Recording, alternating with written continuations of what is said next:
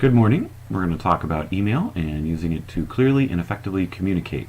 I'm going to have a couple of styles in here. You're going to see a quick PowerPoint presentation that you'll take notes on, and then you'll also see some examples within my Gmail or Five Schools account.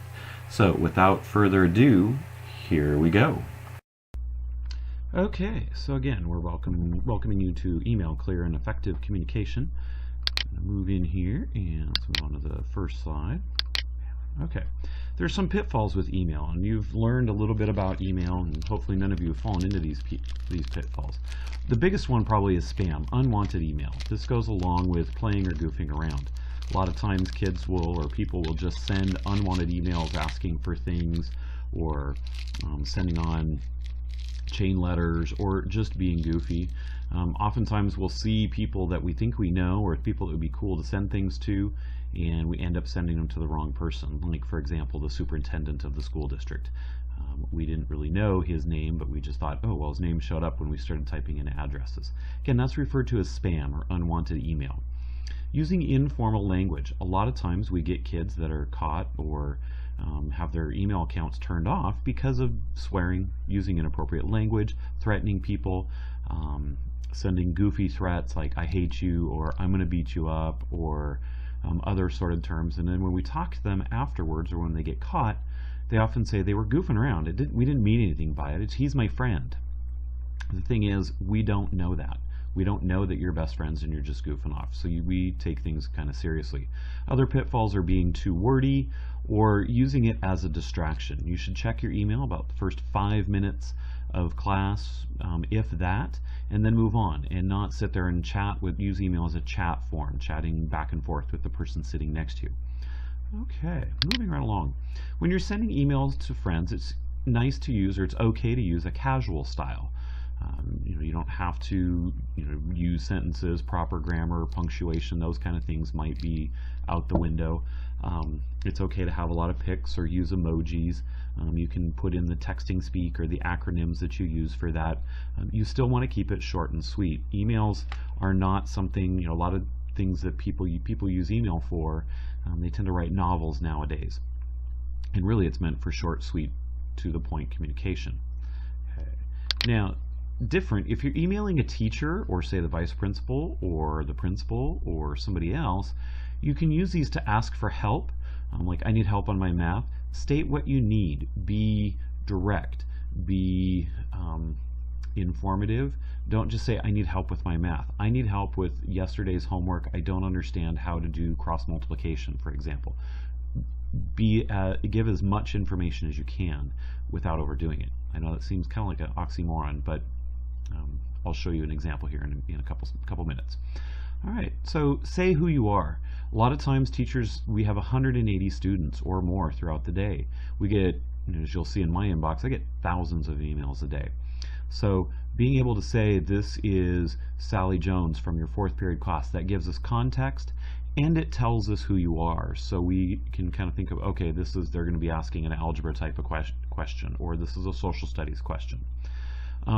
If you're asking for a solution or for help, sometimes it's good to be direct. I need help with my math homework, or I need help with, or I need more time on my social studies project. Give a solution to the problem. I need more time on my social studies project. Can I have another week? Or can I come in after school or during lunch? Offer solutions. It helps teachers, it gives them an idea, and it gives them something to work with. Also, conventions, proofreading, spelling errors, grammar errors, shortened words, not rambling on and on, using informal language, that kind of sets teachers off, or your message gets lost. So in the examples that I'm going to show here in the next slide, I'll show you some of the examples of what to expect or what you should be doing. All right, welcome back. I had to do a quick pause there to switch over here. So here you see kind of a shortened version of my inbox here, and you can see I've got literally 8,000 emails. Now, I've read through my emails as of February 3rd, but you can see I get a lot of emails from teachers, from students, from parents. I get tons of emails throughout the day. So again, the need to be short and sweet. Don't just send a little informal email, hey, how's it going, unless you know the teacher is expecting that or would like to see that. You can see some of these tabs along the top. That's one of the ways I organize my email. There's some other ways along the side here that we may talk about later. Really though, I want to show you an example of formal communication with teachers. So you start by going to Compose. It'll bring up a new message here. You have some other ones here. You have CC and BCC. If you're, say, you're going to be gone to Disneyland and you need your homework, you might want to use CC.